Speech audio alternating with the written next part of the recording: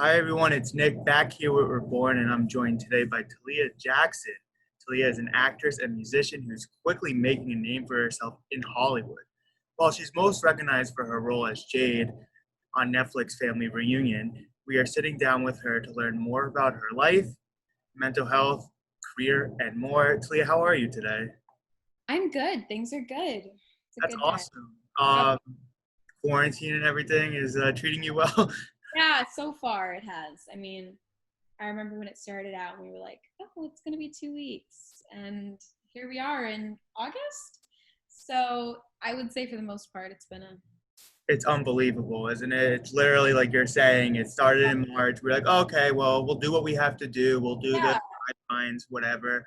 And then we're in August already. Summer's kind of almost over. So, but you're hanging in there. You're doing all right with quarantine. I am. I started out quarantine doing not all right. and We'll get into that, I'm sure. yeah, yeah. And now I'm, good. Things are So, good. as we start off, I want to talk a little bit about your career as acting. Obviously, Family Reunion. So you've been acting since childhood. Within the career of being an actress, being an actor, there's a lot of rejection that an aspiring actress has to go through. It's kind of the thing you just have to keep on going, like keep swimming, keep swimming. Was your mental health ever impacted, in a situation where you thought you wanted a role and then it didn't work out? Kind of take me through kind of the process of, how is that for your mental health? Because that's tough for someone, especially young, who's dealing with, It's really rejection. it's really hard, especially when um acting is something I got. It's obviously a passion of mine, but it's also a career, and I depend on it to survive, along with, I feel like, every other actor. So yeah, there's been more than a handful of times in which I was ready to quit acting completely, and I was just done with it. I feel like once you get so many no's, and it's always the thing where it's like, they love you so much, they think you did a great job, but they're going in a different direction, and it's like, okay, like, I'm so used to hearing that. I'm like, thanks, sounds like it's great to know that you did a good job, but at the same time, it's like, it doesn't satisfy all the hard work you put into it to just, go nowhere. And there was actually, right before I had booked Family Reunion, I had a really tough pilot season. I had tested for 2 shows, which I didn't end up getting, and then I had actually got a straight offer for a series regular show. That actually, they ended up cutting the series regular role for the pilot, and they were gonna book me if it got picked up, because they had money and budget issues. It didn't get picked up, but after that, all of that happened, I was like devastated by it, because it'd been a couple of projects I was really, really passionate about with some people who I'd worked with before, and I was really hoping to work with them again, just because the pilot I had done a couple years ago was a really amazing experience that kind of shaped me into the actress I am now. And losing those after that, I took off to Wisconsin, which I'm originally from Wisconsin.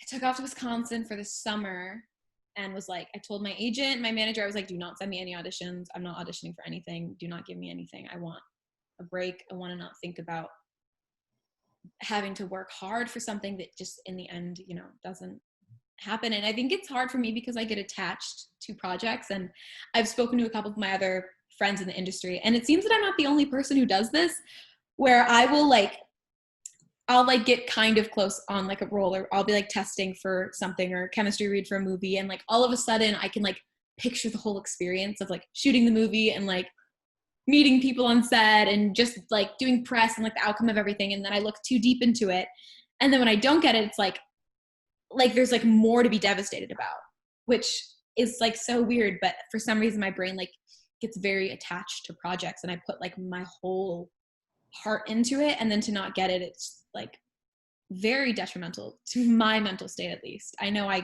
go kind of into a dark place. I remember after I didn't book that one pilot, I came home and like literally cried for 5 hours on the floor of my room. Like I wouldn't get off the floor. And I remember my mom came in the room and she was like trying to tell me how things were obviously going to get better since I've been doing this for 10 years. And eventually you do find the project that fits you. And when people are like, she did an amazing job, and this is the perfect role for her. She booked it. Because, I mean, there was a point where I'd gone at least 8 years without booking like anything big. It was like a commercial or something I'd done, but it takes time. And I think nowadays, when I, audition, whenever we get back to that, um, Event. I I look at things. I look at like the rejection as like temporary. Everything's temporary, and everything gets better with time. So That's awesome. So you would say that kind of attitude is what's helped you as you've matured, as you've grown up. definitely, I think bad things have to happen for you to learn how to deal with them. Because bad things are always going to happen. That's life, unfortunately. Something is, even if it's not necessarily a bad thing, things will upset you, things will bother you. And once you learn how to deal with that in a positive way, it can help you throughout, everything in your life, not just career-wise or acting. So we just talked about the Talia who's not so happy about not getting a dream role. On the Yeah. flip side, how amazing is it when you do, put all the blood, sweat, and tears into a role, and then Yeah. like what you're doing right now on Netflix, which is awesome. What is that feeling like when you do, realize, okay, all this hard work is paying off? Off. It's incredible. I remember, weirdly enough, this show, Family Reunion, the process that it took to, from like the day I auditioned to when I actually got the call that I booked it, was probably the shortest one I've ever experienced. I was so used to waiting like so long to hear back when you test, and producer sessions being stretched out because, we're still looking for people. And I actually came into this audition process for Family Reunion super late because I was in Wisconsin, not acting anymore. So when I did get back, they, sent me the audition, and I really loved the script. I really loved the character, but it didn't seem like it was something that was going to fit me because originally it was a fully African American family. I didn't know who was playing who, and I've always had trouble playing fully African American. I'm mixed, but I'm also obviously very light skinned, so it's quite difficult for me. And I had a conversation with my mom and said that I didn't really want to go out for it because I didn't want to get another no. I didn't want to get another rejection. And then, I did. And as the process went on, I got really attached to the script, and I was just praying and hoping that this wouldn't be another one that I would put everything into and then just still get a no. And after I got the call, I cried in the car with my mom, and we drove to our favorite Lucky restaurant, which we love to go to. We usually go after like any audition or anything just for like good luck, I guess. And we drove there, and I remember feeling so like full on life. Like I felt like my passion had finally been like seen, or like people were finally going to be able to experience my passion, if that makes any sense. It And does. it was an amazing feeling. That whole day, I like kind of remember everything we did after, but I like don't, because I think I was like so high on like life. Like I really wanted to like take in the feeling of like accomplishing something I had worked so hard for so many years. And it's like the best feeling in the world, especially, I mean, I obviously look at acting as a job too, because you have to in order to have a certain amount of like respect for it, I guess. And so it just felt good to be like accomplished in a sense. I feel like it's so interesting to think the tie between mental health and acting, because acting it's like a metaphor for life. You don't just Yeah. start acting one day and then land, your dream job on a Yeah. dream I show. mean, It's one of some those. people do, but it's so rare. Just like some people are happy with everything in life and just feel completely filled up on life, and others don't. I mean, it kind of depends. And that's why I think you can't look at it from people who are trying to act or starting to act. You can't look at it as like, oh, well, this happened to this person or this happened to this person. It's like, no, because your situation is going to be very different than anybody else's. So And going into the music, you wear multiple hats. Obviously, right now we're talking about your yeah, amazing work as an actress, but you also do some work as a musician. You recently released a new single, "Piece of Me," which you wrote during quarantine. Tell us a little about the song, your overall music, and during quarantine when you decided, okay, I'm gonna work on music a little bit and releasing that song? Yeah, I'd always music had always been a passion for me, along with acting, but I never looked at it as like a career. I guess I still don't look at it as a career, but I'd never wanted to pursue it in that sense, until quarantine happened. I guess that's when I really got into it, and I think it's because during quarantine I truly found myself, and alongside with that I found my sound, vocally. And I think, production wise too, because I've started making completely different songs than I was last year. And this whole quarantine, although it's been, terrible and lonely and long, it's actually been very helpful for me for singing. And I was, at some point during this whole quarantine, I was going through, I can't even call it a relationship, but it was it was a something with a certain person, and I needed an outlet to, get my feelings out because I couldn't tell him anymore, and I had needed somewhere to express my hurt and express the heartbreak, and I also at the same time wanted to make music while I was hurting so that when other people were hurting, they could listen to it and not only relate but feel better. I know listening to my music makes me feel better, not because it's me singing and I'm a narcissist, but because I'm saying exactly what I want to hear. It's like an amazing feeling to find a song that explains exactly how you're feeling at the time you're listening to it. And I want to make music for people like that. And I think I make music for myself like that too. Also, writing Piece of Me was a very strange experience. I'd actually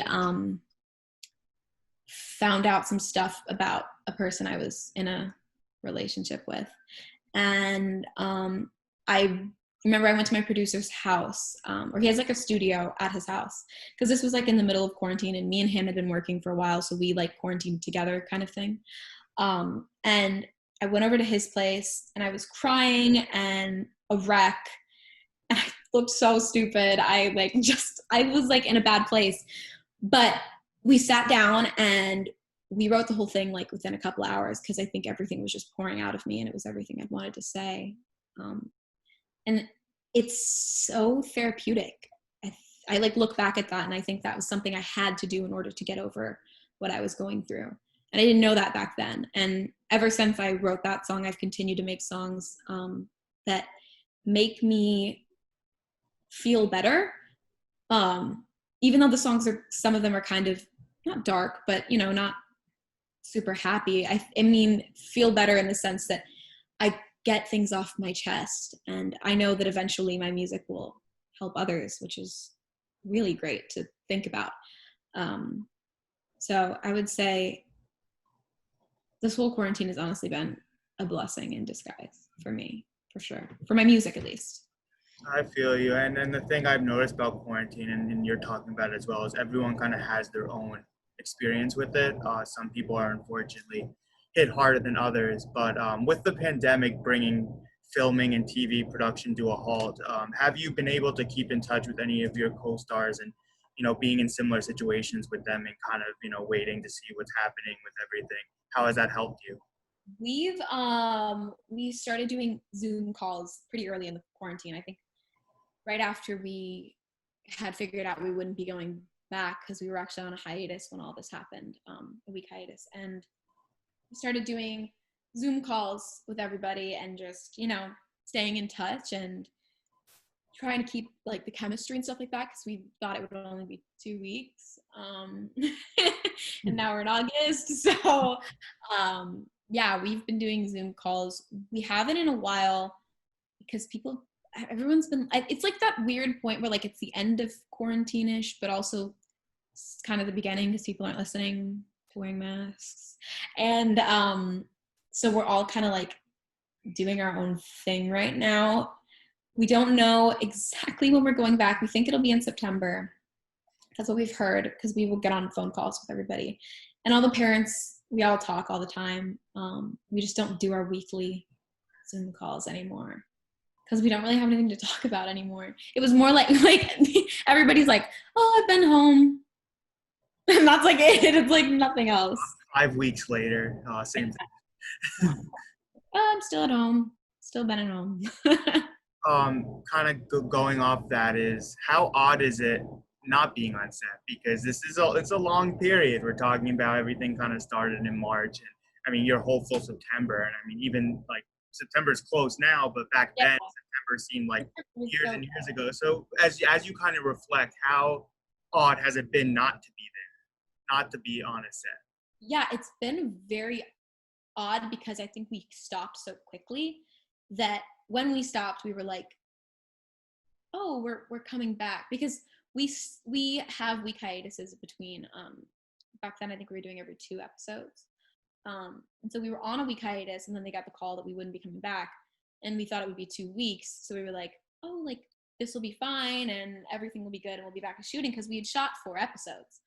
So for me, it's more weird to know we have 4 episodes just like sitting around and like we're not doing anything. And I think it's weird for me to not be like working, like not even the sense of being on set, but auditioning and going to auditions, because it's all self tapes, and it's like you kind of forget you're an actor, like in a sense, because you're like, I act, but like I haven't acted in a while.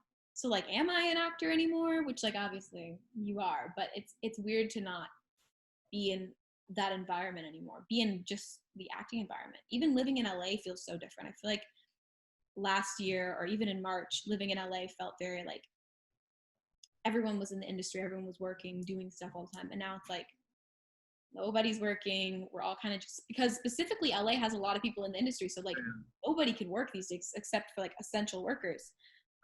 So we're all just like doing things we've never done before and experiencing regular life, which is good. I think it's actually really good. It's not even humbling. It's more just like centering, like feeling like a human again. Oh, for sure. And I mean, you being in LA and Yeah. Reborn being in New Jersey, New York, it's definitely similar to the sense of just allowing people to just take that needed break that oftentimes we're just in that go, go, go. But acting is something that runs in your family. It's more than just you. With your brother Armani being an actor as well, has it ever created competition, even at times when you didn't think it was necessarily competition, just being two people kind of mirroring each other, going through the same motion at the same time, and in the business, did that ever kind of create a little bit of competition, you feel? Oh, absolutely. It's actually created a direct competition one time, and it just so happened to be a Steven Spielberg movie, Oh wow. and it's so bad. So me and my brother, it was like one of those casting things where like they didn't tell you what it was for because it was like secret. And me and my brother both got called into it as a pair. Actually, they wanted either siblings or friends who knew each other and had actual chemistry. So we got called in and we did that. It was literally only like, I think it was just a regular audition, but we only had to audition once, and they were like booking off of that because they had like this whole setup. It was like camera tested and everything because they needed to do it really fast. And me and my brother went in, and we obviously thought if we were auditioning together, they would probably book us together too, since they wanted a pair that knew each other. But that wasn't the case. The case was me and my brother were actually on vacation with my mom in San Diego. And this was maybe 2 or 3 years ago. And we got a call, and they're like, Armani booked the movie from Steven Spielberg. And we're like, oh my God, like we booked it. Like I guess I just assumed, I shouldn't have assumed, that was on me. But I guess I just assumed that like we both got it. And like, no, he just got it. Like he just booked it. And they booked some other person who like he didn't even know. And I was like crying in the car. I was so mad at him for like a week. And it wasn't even his fault. Like we both did a good job. I think it was just like they wanted his look. Um and that was like the only thing we've ever competed for, because it wasn't like a we want a boy and a girl, here's the character thing. It was like we just want to see people who get each other. And it was for, what's that movie? It was the video game one that Steven Spielberg did. I'm terrible with movies, but I'm Oh, sure that I'm one. sure a lot of oh yeah. There. So yeah, I mean, it's one of those things that is just out of your control, and there's really Yeah. nothing you can Yeah. do other than, I mean, you can sit around and play the guessing game and Right. say, why, Yeah. why this, but it just, and you seem to be really mature in that aspect. Of you just have to understand, okay, just on to the next thing.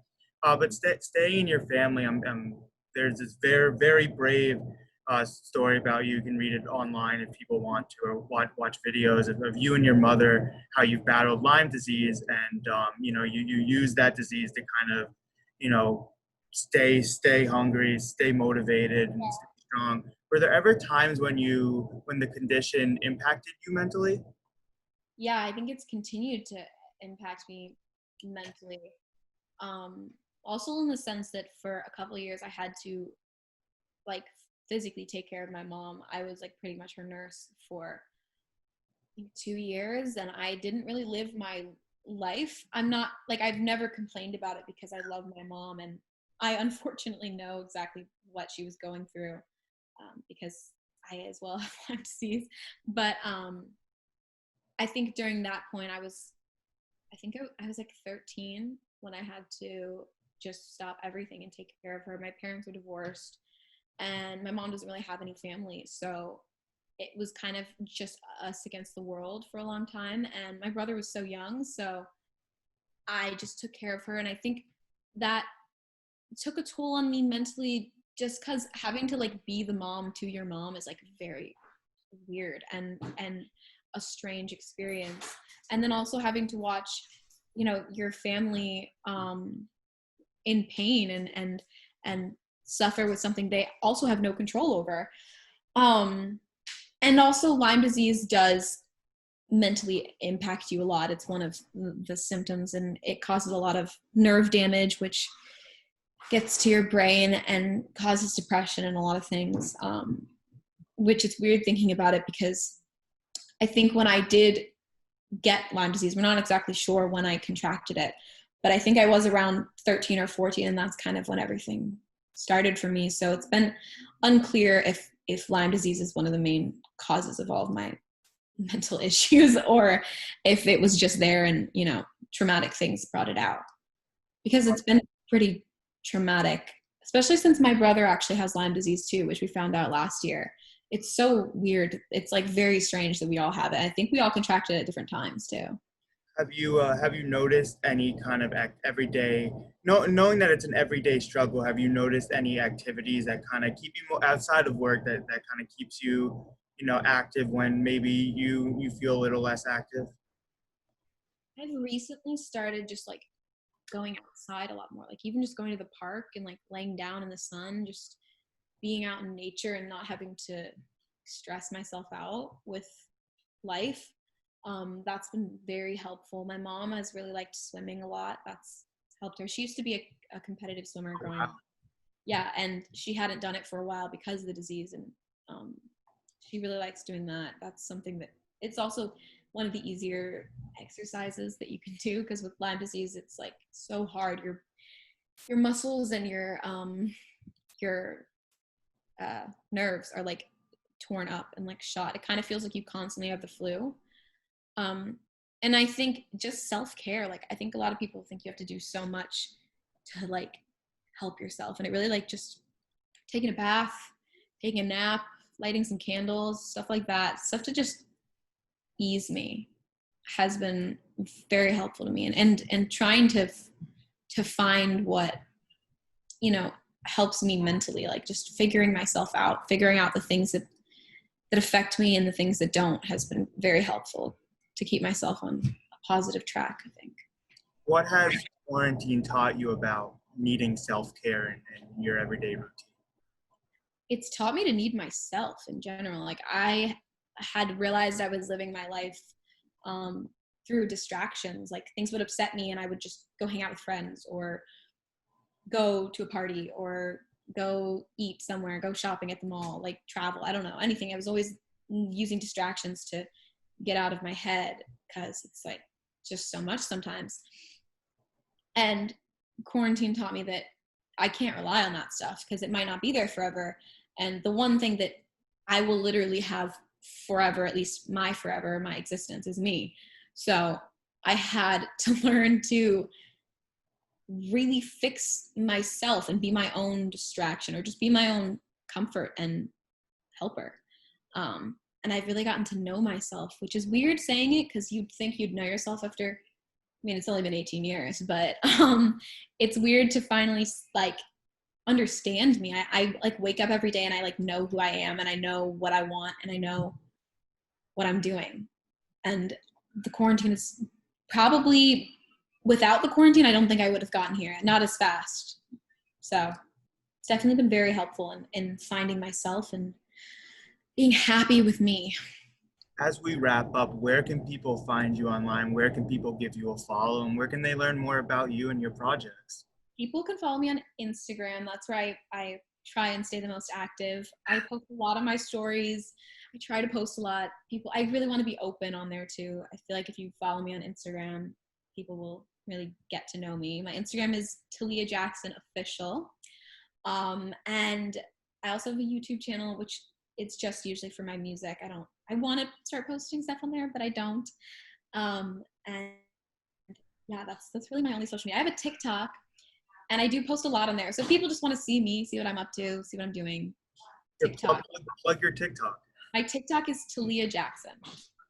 You're like, there's some interesting videos on there. How about Spotify? Do you use your music on Spotify? I do. All my music is on all platforms. My Spotify is Talia Jackson. It's just my name, and all my music's on there. I think I have a link in my bio too if you want to quick access to my music on all platforms. So you can check that out. Everyone, that's Talia. Thank you so much. Definitely a lot to learn from you, and thank you for sharing your story. Thank you so much for having me. Of course.